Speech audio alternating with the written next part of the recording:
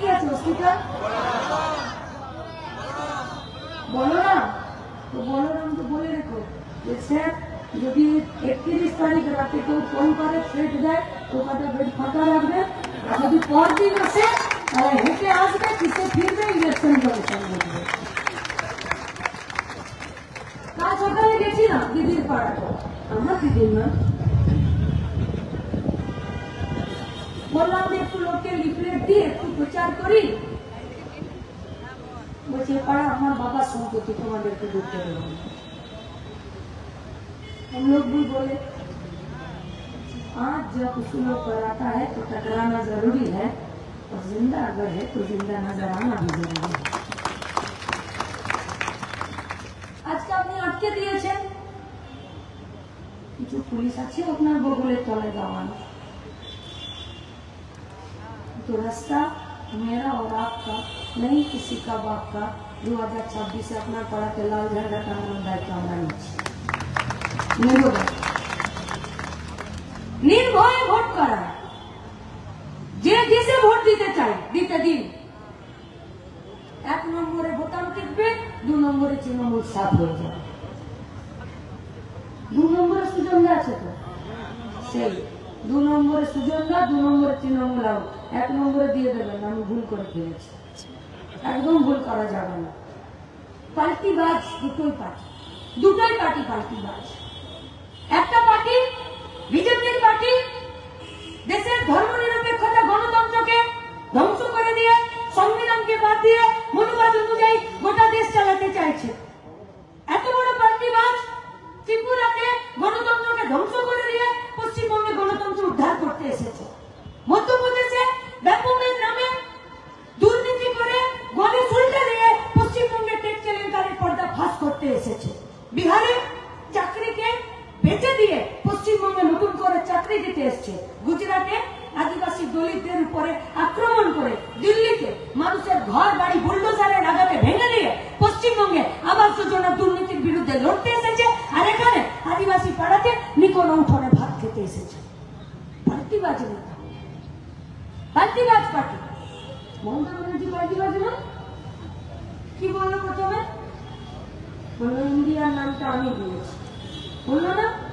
তারপর বললো আমি আছি। তারপরে ভাবলো যে একাই কেল্লা ফতে করে নেবে, তখন বললো আমি ইন্ডিয়াতে নাই। তারপরে যে দেখলো যে মোদীর বেলুন চুপসে যাচ্ছে আর ইন্ডিয়া ব্লক প্রতিদিন ফুটে যাবে, কিন্তু কত দূর যায়? ঠাকুরবাবু তো বাদার গোড়া অব্দি যাবে, মানে বেড়া অব্দি যাবো, ফিরে আবার সন্ধ্যাবেলা বাড়ি আসবে। মমতা ব্যানার্জি দৌড়, টিকটিকির দৌড়, বাদার গোড়া। বললো ইন্ডিয়া ব্লকে থাকবো না, এখন বলছে না আমি তোমাদের সাথে আছি। পাহাড় কে নিচ্ছি, যা যা গিলেছে সব বমি করাতে হবে, যা যা গিলেছে কিচ্ছু বাদ দেওয়া যাবে না। কত বড় পাল্টিবাজ নেতা, বাসের থেকে কঞ্চি দল। এখন তো বোঝা যাচ্ছে না নতুন তৃণমূল বেশি শক্তিশালী না পুরনো তৃণমূল বেশি শক্তিশালী। এখন নতুন তৃণমূল বনগাঁতে দাঁড়িয়ে বল দিয়েছে যে সিএ না এনআরসি কোনটাকে বলেছে যে আমি সমর্থন করে দেব। দিদি বলছে তো ভাই তো আমাকে বিপদে ফেলে দিল, তো বখাটে ছেলে চিরকাল বাড়ি বড়দেরকে বিপদে ফেলে দিয়েছে, বলছে আমিও সমর্থন করব। প্রথমে বললে করবো না, 2005-06 পার্লামেন্টে দাঁড়িয়ে স্পিকার ডেপুটি স্পিকারের গায়ে কাগজ ছুড়ে দিয়ে এলে, পশ্চিমবঙ্গে এখানে নাকামি করলে। তারপরে আজকে বলছো যে আমি সিএ এনআরসি কে আমি সাপোর্ট করব। তারপরে উত্তর 24 পরগনার জমিতে কিছুদিন আগে কনসেন্ট্রেশন ক্যাম্প বানানোর জন্য, ডিটেনশন ক্যাম্প বানানোর জন্য জমি দিয়ে দিলে, আবার আজকে বলছো করব না। সব করেছে পাল্টিবাজ। কিন্তু জানেন তো বাচ্চারা খাবার পর মারা বলে বেশি উচ্ছলকুট করিস না, কেউ বলবে যে বমি হয়ে যাবে। তাই দিদিমণিকে বলছি বেশি পাল্টি মারবেন না, সব বমি হয়ে যাবে, সব বমি হয়ে যাবে। পশ্চিমবঙ্গের তৃণমূল কংগ্রেসের সরকারটা দুর্নীতি করেছে, কে জানে না? জ্যোতিপ্রিয় তো চাল চুরি না করলে কেউ ভালো নামটা জানতেই পারত, জানতে পারত? আমি তো জানতাম। প্রথম ওর যখন বাড়ি শুনতাম তখন সত্যি ভয় করত যে এত প্রতিহিংসা পরায়ণ একটা রাজ্যের মন্ত্রী কি করে হয়। বলতো বামেদেরকে দেখলে বিষাক্ত সাপের মতো মাথাটা থেতলে দাও। এখন মেয়ের মাথা বগলে নিয়ে জেলে শুয়ে আছে।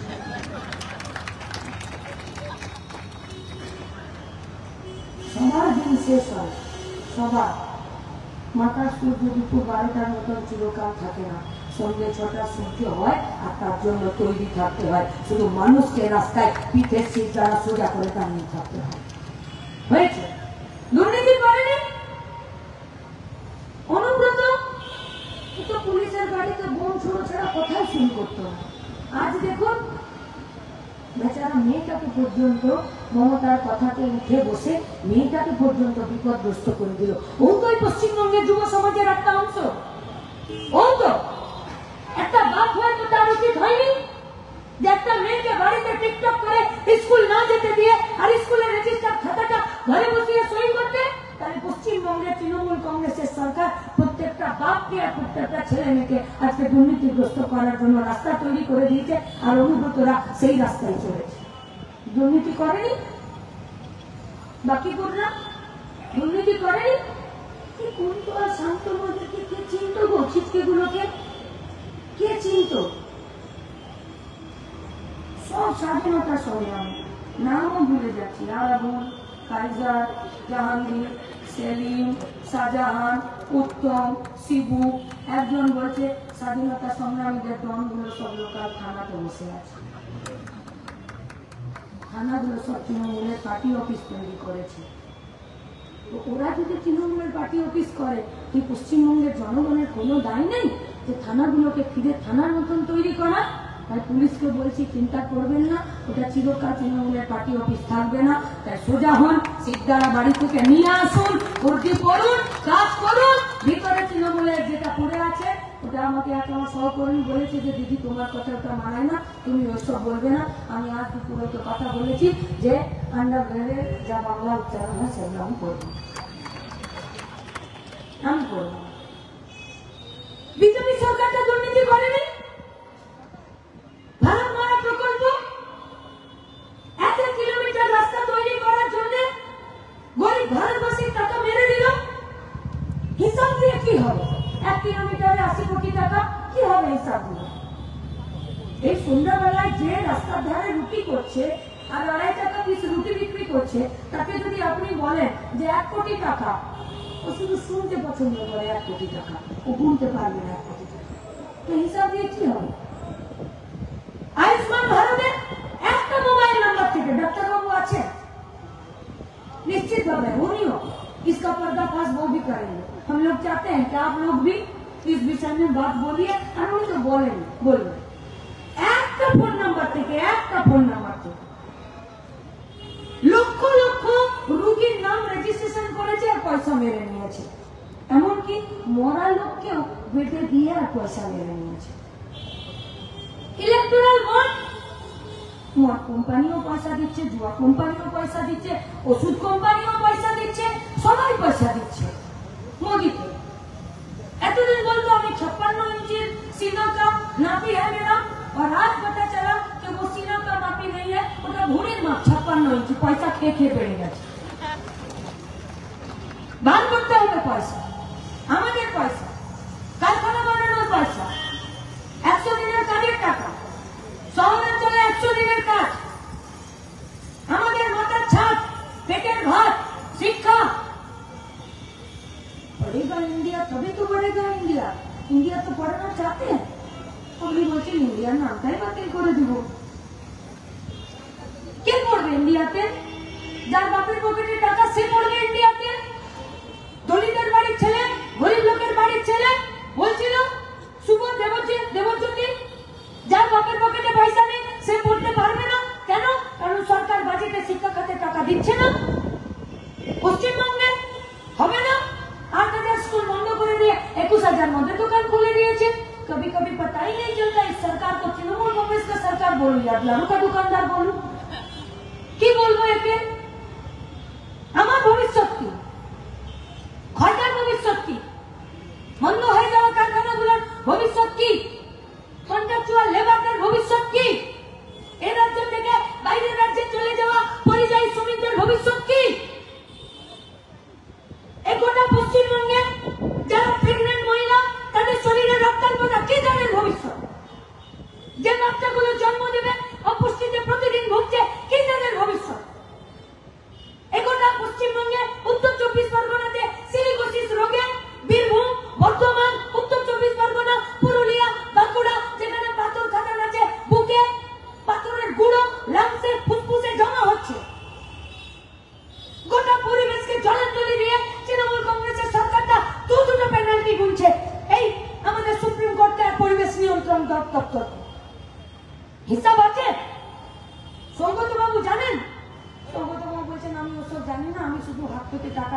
আর থ্যাংক ইউ বলতে জানে।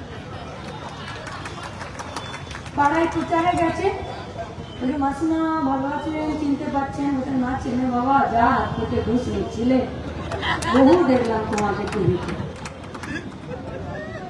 জানেন এই পশ্চিমবঙ্গের রাষ্ট্রায়ত্ত ক্ষেত্রগুলো যেগুলো বন্ধ করে দিচ্ছে, আমাদের তাপবিদ্যুৎ কারখানাগুলো যে কয়লা থেকে চলে সেই কয়লার খনিগুলোকে বন্ধ করার নোটিশ পাঠিয়ে দিয়েছে।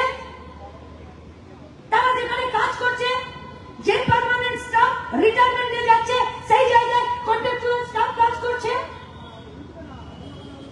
তাপবিদ্যুৎ কারখানাতে বিনা ট্রেনিং এ, বিনা অ্যাপ্রেন্টিসে কাজ করতে যাচ্ছে, পুড়ে মরে যাচ্ছে। তার অধিকারকে, তার শ্রমকে কি করে গ্যারান্টি দেবেন আপনি? আপনি জানেন এতগুলো বছর ধরে গোটা দমদমের মানুষ আপনাকে ভরসা করেছে, কি দাম দিলেন আপনি? এতগুলো আইন, গোটা ভারতবর্ষের শ্রমিক বিরোধী, কৃষক বিরোধী আইন পাস হয়ে গেল, কি করছিলেন আপনি? বলছেন আমি পেচ্ছাপ করছিলাম। কোথায়? পার্লামেন্টের বাথরুম। কেন? দমদমে নাই বাথরুম? বাড়িতে, ফ্ল্যাটে? আরে আপনার দিদিমণি গাদা শৌচালয় উদ্বোধন করেছেন নিজের বড় বড় ছবি দিয়ে, খবরের কাগজে তার অ্যাডভার্টাইজমেন্ট বেরিয়েছে। কারখানা খোলার একটাও ফিতে কাটার ছবি দেখিনি, কিন্তু বাথরুম খোলা, শৌচালয় খোলা গাদা ছবি আমরা দেখেছি। আর আপনি কিনা পেচ্ছাপ করতে পার্লামেন্টের বাথরুমে গেলেন, যখন আমাদের উপরে বুলডোজার চালিয়ে দিচ্ছিল তখন আপনি বাথরুমে ঢুকে থাকলেন। তাও যদি মিনিস্টার হতেন, দুটো সেলফি তুলে আসতে পারতো, তাও কিছু হতো। একজন জনপ্রতিনিধি খর্দা, টিটাগড়, কামারহাটি, গোটা অঞ্চলকে 7-7টা বিধানসভা, পৌরসভা, পঞ্চায়েত, বন্ধ হয়ে যাওয়া কারখানা, জুট মিল, গোটা উত্তর 24 পরগনার চারিদিকে রেলের বিভিন্ন যন্ত্রাংশ তৈরি করার এখানে কারখানা আছে।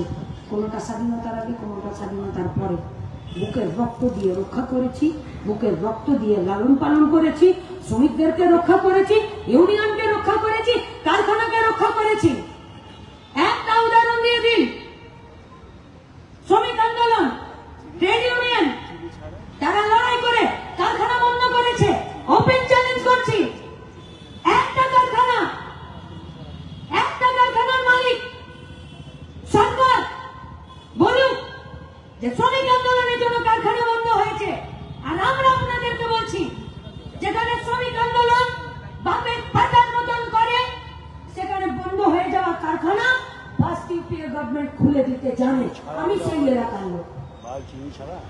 কুলটি কারখানা, IISCO, iron and steel company, sir Biren মুখার্জির কারখানা, আমার বাড়ির লোক চাকরি করত, সেই কারখানাটাকে বন্ধ করে দিল এনডিএ গভর্নমেন্টের সরকার। अटल बिहारी वाजपेयी पार्लियामेंट में दाঁড়িয়ে बोलते सरकारी संस्था नहीं चलाना हम लोगों का काम नहीं है, सरकार का काम नहीं है। और मोदी जी बोलते हैं सरकारी संस्थानों का जन्म ही हुआ है मरने के लिए, कोई बचपन में गया तो कोई जवानी में जाएगा। তাহলে আপনি কি চালাবেন? বলতে আমি আসলে তো বন্ধ করে চালাবো। তাহলে আমাদের কারখানা কি হবে? বন্ধ করে দিল কারখানা। যারা কাজ করছিল জোর করে গোল্ডেন হ্যান্ডসেট আর বিয়ারিস নিতে বাধ্য করেছে। হতই যাবে পড়েছিল পরিবারগুলো, চোখের সামনে দেখেছে ছেলে লেখাপড়া বন্ধ হয়ে যায়, বুড়ো মায়ের ট্রিটমেন্ট বন্ধ হয়ে যায়, বাড়ির ছাদ মেরামত করা বন্ধ হয়ে যায়, বোনের বিয়ে দেওয়া বাকি ছিল বন্ধ হয়ে যায়। বাধ্য হয়েছে কারখানা ছেড়ে দিতে। যে কজন স্কিল লেবার ছিল তাদেরকে অন্য জায়গায় ট্রান্সফার করে দিয়েছে ফার্স্ট ইউপিএ গভর্নমেंट। मनमोहन सिंह सरकार 61টা लाल झंडा रेंटी बाइरे शेर के बच्चे की तरह। मनमोहन सिंह पूछे ये क्या चाहिए आपको? मंत्री, डिपार्टमेंट, बांग्ला, गाड़ी, लाल बाकीर गाड़ी, लाल झंडा सरकार বলেছিল, পার্টি বলেছিল সরকার চালান কমন মিনিমাম প্রোগ্রামে শ্রমিক, কৃষক, ভারতবর্ষের মানুষকে বেকার ছেলেদের জন্য কাজ করতে হবে। বাম কংগ্রেস একসাথে কাজ করেছে। রামবিলাস পাসওয়ান ইস্পাত মন্ত্রী 2004 সাল ফার্স্ট ইউপিএ গভর্নমেंट মে মাসে সরকার ফর্ম হয় আর 25 ডিসেম্বর আমার বাড়ি, আমার মোড়, আমার গ্রামের সামনে দিয়ে রামবিলাস পাসওয়ানের গাড়ি পেরিয়ে গেল আর ফুল ডিস্কো কারখানাটা খুলে দিল। এই জন্য আমরা সিপিএম কে বিশ্বাস করি আর কংগ্রেসের সাথে জোট বেঁধে কারখানা খোলার লড়াই আছে। কি হবে পশ্চিমবঙ্গে? কোথায় যাবো আমরা? কি আমাদের ভবিষ্যৎ? ভোট লুট করো, ঘুষ দিয়ে চাকরি পাও, সুইসাইড করে নাও, আমি পরিযায়ী শ্রমিক হয়ে যান। আমরা 5 নম্বর অপশন দিচ্ছি। 2 নম্বর বোতাম, কাছে হাতুড়ি তারা, লাল ঝান্ডা, কংগ্রেসের হাত, আর মাথা উঁচু করে বেঁচে থাকার জন্য সৎ পথে রোজগারের জায়গা হবে পশ্চিমবঙ্গে। লড়বো আমরা, আপনাদেরকে সাথে নিয়ে। আপনার পকেটের টাকা আর ব্যাংকে রাখা টাকা দুটোই রক্ষা করার দায়িত্ব আমাদের। রাজনীতি করতে এসেছি, আমি তো আর ক্রিকেট একাদশে নিজের নাম লেখাতে আসি। স্যার কি একাদশ ফুটবলে নিজের নাম লেখাবে নাকি? নাকি ডাক্তার বাবু নাসা যাবে, নাকি দেবজ্যোতি শুভ ও দাবাড়ু হবে বিশ্বনাথের সঙ্গে? আমাদের তো বসিয়ে দিলে আমরা পারবো না, কি পারবো না? তো রাজনীতি করতে এসেছি, লড়তে এসেছি, দায় নিতে শিখেছি, ঘুরে দাঁড়াতে শিখেছি। সাংবাদিকরা অফেন্ডেড হয়েছে, খোলা মঞ্চে দেবজ্যোতি ক্ষমা চেয়েছে। দায় নিতে জানি, লড়তে জানি, কাঁধ চওড়া হয়েছে, দায়িত্ব নিতে প্রস্তুত আছি। রাজ্যের মানুষও দায়িত্ব নিতে প্রস্তুত আছে। মাঝখানের ব্রিজটা আপনাদেরকে তৈরি করে দিতে হবে। 1 তারিখ বুথের বাইরে জান কবুল লড়াইটা করে দিয়ে গোটা ভারতবর্ষকে জেতাতে হবে, আর তার সুজনদাকে জেতাতে হবে। সুজনদাকে জেতানো মানে আপনার বাড়ির ছেলে মেয়েদেরকে জেতানো। সুজনদাকে জেতানো মানে এ পশ্চিমবঙ্গে জিনিসপত্রের দাম কমতে পারে এর আত্মবিশ্বাসকে জেতানো। সুজনদাকে জেতানো মানে দুর্নীতির বিরুদ্ধে আপোষহীন লড়াইয়ে যে ছেলে মেয়েগুলো প্রতিদিন কেস খাচ্ছে, মার খাচ্ছে, শহীদ হচ্ছে, জেল যাচ্ছে, ফিরে আসছে, আবার লাল ঝান্ডাটা সাদা ঝান্ডাটা নিয়ে রাস্তায় জান কবুল লড়াই করছে, তাদের পার্টির প্রতি আস্থা আর ভরসা চাই। তাই আপনাদের কাছে আমাদের আবেদন, দীর্ঘক্ষণ বক্তৃতা করেছি, নতুন করে কিচ্ছু বলার নেই। এই লড়াইটা বাঁচার লড়াই, আর যে লড়াইটা বাঁচার লড়াই হয় সেই লড়াইয়ে শুধু জিততে হয়, আর কিচ্ছু করতে নেই। তাই জেতার জন্য রাস্তায় থাকুন, রাস্তায় আমাদেরকে শিখিয়েছে, এটাই একমাত্র রাস্তা। সেই রাস্তায় থাকার আহ্বান জানিয়ে আপনাদের সবাইকে আরো একবার সম্মান জানিয়ে আমার কথা শেষ করছি। আলহামদুলিল্লাহ।